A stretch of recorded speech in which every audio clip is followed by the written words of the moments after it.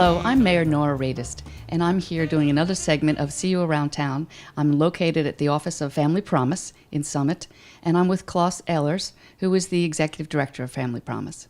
October is a special month for Family Promise. It's their 30th anniversary, and we're excited to showcase them and explain what they do to all of our viewers today. So, Klaus, how are you? I'm doing very well. Thank you very much, Nora. Just delighted you can be with us today. So can you tell me about Family Promise and how did it start? Sure. Family Promise is the leading national organization that addresses the issue of family homelessness. And I actually would want to start with defining family homelessness. Because when people think of homelessness, they often tend to think of a single person, somebody sleeping on a subway grate. But 40% of the people in this country who are experiencing homelessness are members of families with children. Wow. And 1 out of every 4 people who's homeless is a child. 25% of the homeless people are children. Yeah. Wow. Yeah. When people learn that, it gives them a different perception on homelessness, because homeless families, the adults are working, the kids are going to school. There's a lot of different factors that cause homelessness for families. The number one, of course, is they do not have the income to be able to pay their rent. Right. But that may come about because of loss of a job, spouse leaving, health issues, even something as simple as having your car break down. You have to get the car repaired. You can't get to work. You can't get your child to childcare. All these things can compound and cause a family eventually to become homeless. And so the issue is what is the response for families who are homeless? And to go back to your question about how did Family Promise start, in 1986, Karen Olson, who founded the organization, she was an executive with Warner Lambert, but she had started working with populations experiencing homelessness in New York. She learned that in New Jersey, the number one reason why DYFS was placing children in foster care was not abuse or neglect, but because their mothers had lost their housing. Mm-hmm. The other response the state had was to put families into motels, which is very expensive, and there was no place where a family that had a father or a boy over the age of 12 could stay together. So they would separate both fathers and Yeah. children over the age of 12, boys. Right, and that it doesn't make sense, because you want to have a family be together. You want to empower a family from their strengths so they can get back into housing. Right.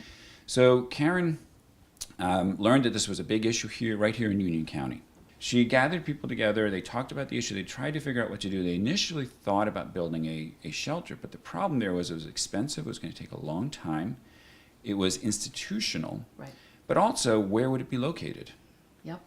It was not going to be located in the communities necessarily where these families were, and certainly where a lot of the volunteers were. Right. So what ended up happening is congregations came together and said, well, wait a second, we need space, we have space in our buildings. We need people, we have volunteers. And that became the bedrock for Family Promise, originally called the Interfaith Hospitality Network, because that was the concept. So the very first congregation to ever host families in their building was Christ Church right here in Summit. Right. Now, that was 1986. Okay. Now we have more than 200 affiliates across the country serving families who are experiencing homelessness through this coalition of congregations with professional case management, transportation, and more than 6,000 congregations and more than 180,000 volunteers. That's incredible. Yeah. It all started right here in Summit. Right. That's great. So the way the program works is that we have up to 14 people, up to 5 families, majority of whom are children, because every group is a family. So maybe a mom with 2 kids, it may be a dad with a kid, maybe a mom with 6 kids. It can be all different combinations. Right. They will come into the program, they get case management, and our day center here in Union County is in Elizabeth. And then there are 30 different congregations that participate in some way or other here in Union County, either by providing space where the families stay for a week at a time. Okay. So they may be 1 week at Central Pres, then the next week at Or Shalom, the next week at Temple Sinai. During the day, they're in Elizabeth where they get their case management, where the adults go to work, the kids go to school, whatever school they were originally going to. And the volunteers from all of those congregations participate by making meals, spending the night, doing simple things like playing Uno.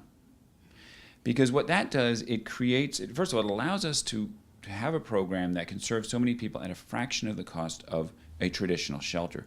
But for the volunteers, they are engaged, they don't provide just food and shelter, they provide community. The solution to family homelessness exists in our communities. It's all there. Right. We just have to bring it together. And when you bring people together and they're committed and they start to understand, it's amazing what comes out of this. And again, it all started here in Summit. With Karen Olson. Well, Karen Olson, but the larger Summit community. And the There's church, 8 the congregations. here in Summit that are still integrally involved with Family Promise. Central Pres, Calvary, St. John's, Temple Or Shalom, the Methodist Church in Summit, St. Teresa's, Temple Sinai, Fountain Baptist, and of course Christ Church, where it all started. Right. Yeah, that's actually 9. A lot of families, if they have a pet, will not seek services because they don't want to lose their pet. And anybody who has both children and pets understands that link. The close bond between them is really important. And so a family will say, we'll stay in our car because we can't separate our kids from, this dog that they've grown up with. And so we work with PetSmart. They recognize this, and what they committed to do was to ensure that every one of our affiliates is able to keep pets with their families, either by building an on-site kennel or by offering space in pet hotels, which are their branded kennels, or they created a fostering program so that there is a formalized program that any affiliate can tap into volunteers to foster pets. Do you ever have families that have benefited from the program come back and serve as a volunteer or help mentor other families? Yeah, it is such a wonderful dynamic. Mm-hmm. We have former guests, because we call the families we serve guests, because right at the core of this program, that's so respectful. Yeah, it's about hospitality. And what is hospitality? Means sharing what I have with you without judgment. Right. That's the core of what we are. So our former guests, the graduates of the program, include people who serve on the staff of affiliates, who are the directors of affiliates, who serve on the boards, who serve as coordinators for their congregations, who are advocates in the community, who simply come in and make meals, who are mentors. We actually have nationally something called the Guest Advisory Council, which are former guests from a number of different affiliates across the country who are an advisory body that we run all of our policy, all of our vision through to make sure that we are getting the input from the people that we serve. Right. Well, Klaus, I really appreciate your taking the time and explaining this to us. It's a great program, and we are very lucky that so many of our congregations are participating. It's wonderful to have you here in Summit, and I hope you plan to stay for many years. I'm now joined by Cassandra Hardman and Martin Wise, who are members of the Family Promise Board, and we've shifted locations. We're now in the Family Promise Conference Room. I have a few questions for you guys, and first of all, thank you for coming and being involved in our shoot today. Thank you. First of all, as board members, how do you see your roles in Family Promise? Cassandra? Well, I serve on the development committee, and that's focused on finding new donors, new sources of revenue for the organization, and obviously serve on the board, come to board meetings, and oversee the general development of the foundation and its activities. So in development, I mean, that's fundraising. How do you go about doing that? Well, the Fall Fling that's coming up is one of the ways in which we do raise money for the organization. That's a significant fundraiser for us. There are a variety of other mailings that we do, other outreach. We have meetings here every third Thursday to raise awareness of the organization and what it does for the community and communities around the nation. We also have coffees. We also have cocktail parties at people's homes to raise awareness about the organization. So there's a wide range of activities, not just in the Summit area, but nationally. I would say 80% of the board members have come to the organization through volunteering. It's such a powerful experience. For me, I was involved at Calvary Church at the time, ran the youth group, and when we had formed this new youth group, the first thing they said to us that they wanted to do was be involved in the community. That was really what they didn't really want to go so much to church. They wanted to be involved in the community. So we, and it so happened, a couple of weeks later, somebody stood at the front of of Calvary and said, we're looking for volunteers to come and help with the Family Promise program. It wasn't at that point hosted at Calvary. It was at St. John's Lutheran just down the road. And we thought, well, homeless families, we're not, so we thought let's engage the youth group that way. Right. And it was the most phenomenal experience. For me personally, it was the first time really I quote unquote met a homeless person, and you realize, as Cassandra said, that they're basically the same as everybody else. It's just that they've had a couple of bad breaks more than other people. But critically for Beyond Me, it was really about the fact that the youth group bonded with, of course, half of our guests in our homeless facilities are children, and that the youth bonded. It gave the parents a break. It was just such a virtuous circle. That's great. So so it was clearly helping, clearly making an impact, and then of course you learn more about the organisation and all the fantastic things it does. I want to get more involved. And more than 10 years later, here you are. 10 years later. That's right. Cassandra, what was your experience? Mine started almost 20 years ago, actually, at Central Presbyterian Church, where my son and I went to cook and serve dinner to guests there. It's just a very, in many ways, we're the lucky ones to even realize that we're having that experience with them. It's a very gratifying. So, Martin, you referenced that Family Promise is in a new phase. They're changing or growing, and obviously you're, with 202 affiliates, you are expanding your reach throughout the nation. But what are you focusing on right now that is a change in how Family Promise is? You're saying, I would think you're not changing your basic structure, but no, the basic organic growth model and what is effectively the franchising of all these different affiliates around the country. That's absolutely part of the core strength of how Family Promise has been able to grow the way it has been. One of the things that Klaus has been really strong on promoting is a stronger regional overlay to this to this affiliate map, so that we can keep the connection and value between the national organisation and this expanding number of affiliates. well, it sounds like it's a very strong idea. Cassandra, I understand that you have a wonderful partnership with PetSmart, where children who or families who have pets can keep them. For one thing, are there other corporations that you have been able to form partnerships with thus far, or do you? Well, we're continuing to work on that. PetSmart really, I think, was the most high-profile corporation that we've had a partnership with. There are others that are supporting in terms of providing financial support, as opposed to something as heartwarming as helping to allow children and families to keep their pets with them when they face homelessness. We're a 27, I think, year-old organisation now, and under Karen Olsen's leadership, it is just a remarkable story that one dot on this map got to 200 and plus, and just the ability to put that model in place and expand it. I think what's so exciting now is the way in which Karen and Klaus have done the next impossible thing, which is the transition from a founder to a successful CEO, president, follower.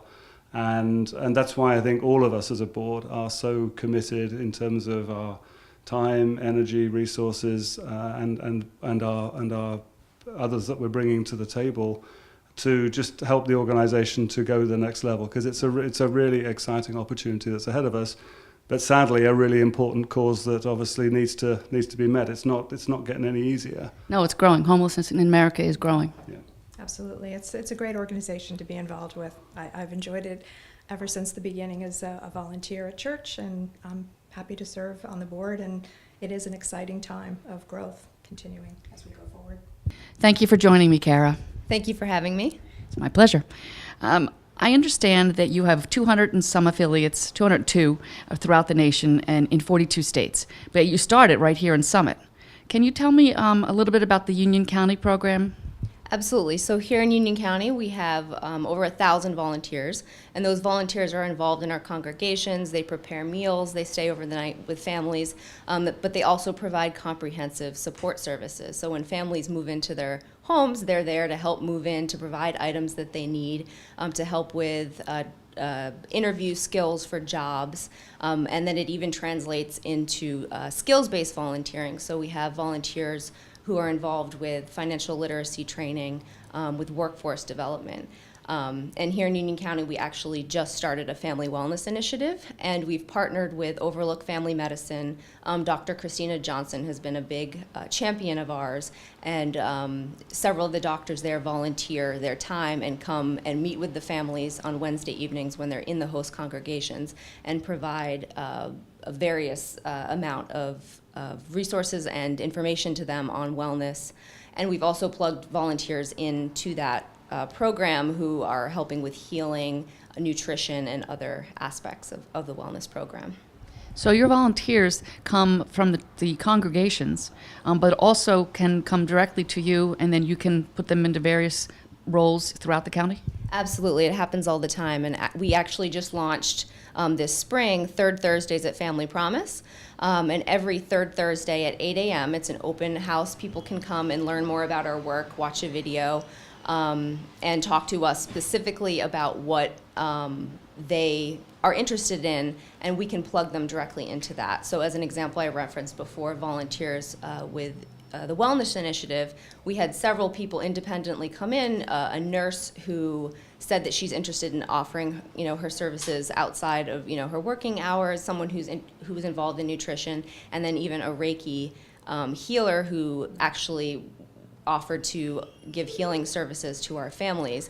And so we were able to connect them into the things that they are interested about, where they have a skill set, and are able to give back directly to the families in that way.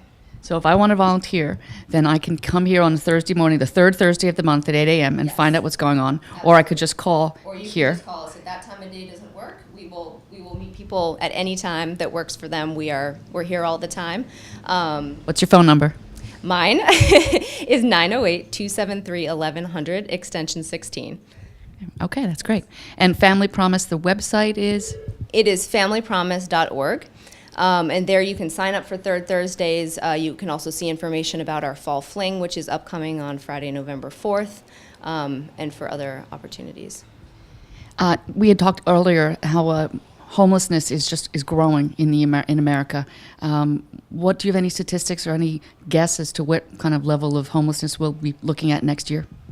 Next year in America, there'll be 2.5 million children who will experience homelessness, which is a staggering statistic, and one that actually locally we've seen youth responding to. It's really kind of a moving thing to see when young people start to engage when they see that other young people are facing such difficult circumstances. So right here in Summit, we have the Family Promise Club at Summit High School, which was started by a local teen, Amalia Tobias, and they specifically raise awareness about the causes of homelessness and what our organization does. And so, they're looking at what's happening nationally and wanting to make an impact, and thinking about how their model can translate to other communities across the country and be a great example of youth engagement. That's terrific. It makes me proud of our Summit kids. Fantastic. So as Director of Development, obviously communication is a very important part of what you do, and also fundraising. So you mentioned the November 4th event. What else? What are the other things that you're focused on right now? Sure. So we will be, we're getting out in the community as much as we can. We have a Pursue the Promise, which is the Family Promise Club that's coming up on October 16th, where the kids will be out and about in Summit doing kind of an Amazing Race style activity to raise awareness and funds for the organization. Last year they raised $25,000 for us. $25,000? Yes. How many kids are involved? Over 50 kids, and then there's an organizing committee of kids that run this event, and they go to local businesses and get sponsorships and food and other items donated for the event. So that's happening in October. We'll be at the Summit Farmers Market on November 13th. And as I mentioned, Fall Fling on November 4th is going to be a great event at Canoe Brook Country Club. It'll honor our founder, Karen Olson, be a great tribute to her. The event usually brings out 175 people, raises roughly $275,000 to $280,000 for the organization. And this year, a really beautiful component of it will be a guest speaker who actually was touched by Karen's work in the 90s. She actually entered the program when she was pregnant with her first child, and she's going to tell a very moving story about how Karen's work, but also the way she interacted and really was there with her in what could have been a very dark time, and how Karen and the volunteers really were a support system for her as she brought, a new person into the world. And this person actually, Candace, went on, she's now the director of an affiliate in Bryan County, Georgia. So it's showing how, the effect of one person affects another person and really has a ripple effect. Well, anyone who's met Karen Olson knows what a remarkable woman she is. So I think that that'll be a great evening. Absolutely. You have talked about the Family Promise Club at the high school. How many students are involved? More than 50 students. Okay, so I was thinking there was 50 were involved in this run, but there's 50 that are ongoing and involved in the program. Yes, yes. And they do various activities throughout the year. They have a teacher at the high school who advises them, and then we have staff here who work directly with them. Amalia came to our conference out in Long Beach and talked to our affiliates about how they can engage young people in their work in their communities. That's pretty amazing. I understand that Family Promise Week is coming up. Can you tell me a little bit about that? Absolutely. So yearly we celebrate Family Promise Week. This year it kicks off on October 16th. So across the country, our affiliates will organize signature fundraising events in their communities, bed races, box cities, and other events to raise awareness about the work they do. That's great. And I think Common Council is giving a proclamation to Family Promise at our meeting on October 5th. So we will try to increase and heighten the awareness of this great organization. I'm here with Amalia Tobias, who is a senior at Summit High School. And Amalia was instrumental in starting the Family Promise Club at Summit High School. Amalia, welcome. Thank you. I'm really glad you're joining me today. So can I ask you, what prompted you to start the Family Promise Club? So it was probably when I brought my friends with me to volunteer after volunteering when I was little for so many years with my family at different congregations. And then one day when I was in high school, I think I was a freshman, I brought 2 of my friends with me. It was a Saturday night. I really didn't think they were going to enjoy spending their Saturday night at one of the local congregations that was housing homeless families, but they ended up loving it and begging me to bring them back. So it was that was the moment when I realized that maybe other students would want to get involved. And from there, I kind of decided to start the Family Promise Club. And so far, it's been pretty successful. And a lot of students have really enjoyed giving back to people who just giving back to others. Right. I understand there are about 50 students. Are they all at Summit High School, or are they at other high schools as well? So last year we had around 50 students. This year we actually have maybe even 70. That's fabulous. Thank you. And basically there's about 70 students so far this year. And at other high schools, they're starting to create Family Promise Clubs as well. So Kent Place might be starting one, Oratory Prep, Governor Livingston in Berkeley Heights, and some other schools in the surrounding areas. So I understand you have a big event coming up on October 16th. Can you tell us about it? Yeah, it's called Pursue the Promise, and basically it's an innovative scavenger hunt type event modeled off of The Amazing Race. Mm-hmm. So basically students sign up to join a team, and each team is timed to go through certain activities and points in Summit that the families from Family Promise go to, such as like congregations they stay at, the Junior League of Summit, and other places that they go for resources.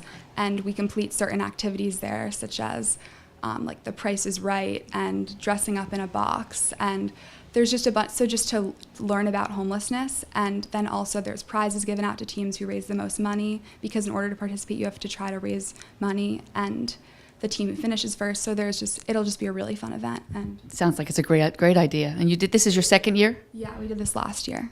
Yeah. That's great.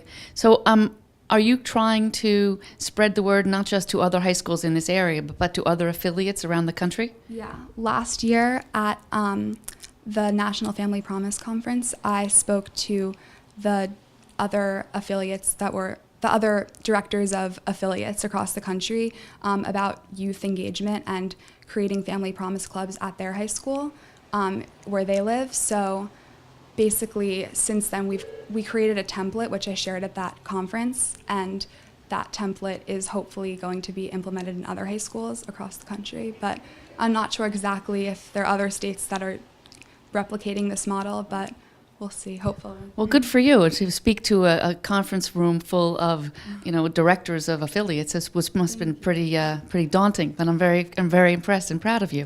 Thank you. What do you like most about the Family Promise Club? I think the fact that I'm able to share something that I love doing as a little child and then continued to do as I got older, and then being able to share that with other students and have them have similar responses, because it's just a great feeling to see that other students can be impacted the same way that I was when I was younger. So it's just a great feeling. That's great. Tell me, if someone wants to support a team or something for Pursue the Promise, how do they go about doing that? So if they want to join a team, it's for high school students. They can register on Donor Drive, which is on the Family Promise website. There's posters that will be put up across in Summit at public schools and private schools that are participating. And if they want to sponsor someone, they can go to the Family Promise website and most likely sponsor, or if they want to sponsor a specific person and donate to them, then they can contact that person and they can sponsor them. Well, that's terrific. I wish you lots of luck, and I think hopefully it'll be nice weather, and you guys will have a great day and raise a lot of money for a fabulous cause. I hope you've enjoyed learning about Family Promise as much as I have. See you around town.